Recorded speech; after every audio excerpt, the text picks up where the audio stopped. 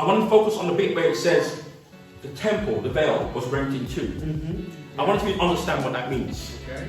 It means access. It means that you and me now have access. Like, I can describe to you what a temple was like in the Old Testament. You had the outer court, gates into the outer court. And the outer court was where anybody could come. You could come into the outer court. It's often been termed in praise and worship.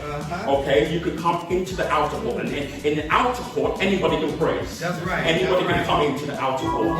You go from the outer court, and there's a curtain around into the inner court.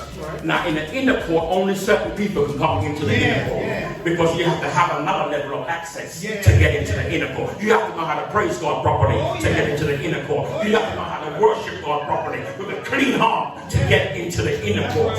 But hear this, there was another level. And the other level was the Holy of Holies. Now, only the priest, could enter into the Holy of Holies.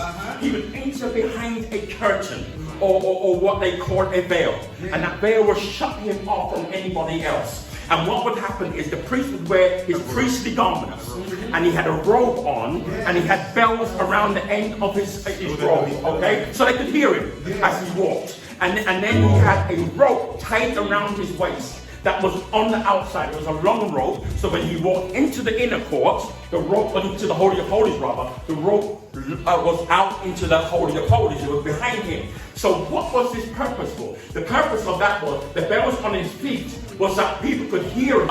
If he stopped moving, they knew that he was sinful and God had struck him down dead inside the Holy of Holies. So every time he moved, they knew he was still alive because they could hear his bells. It's like a little bit like putting a little thing around a cat's neck so you could hear the cat coming. They had these bells around the bottom of his garments so they could hear him. And once he was dead, they were not allowed to enter into the Holy of Holies to retrieve his body. They would pull him out by the rope that was tied around his waist and pull him out. So this is what is happening right here and right now. What Jesus does on the cross is break the veil of the Holy of Holies, which means that you and me now have access to God like we never had access to him before. That's why I don't have to go to a confessional. I don't have to wait for a priest to absolve me of my sin. I can go to God wherever I am and say, Jesus, forgive me. Jesus, I need you. I can be on the bus. I can be on the train.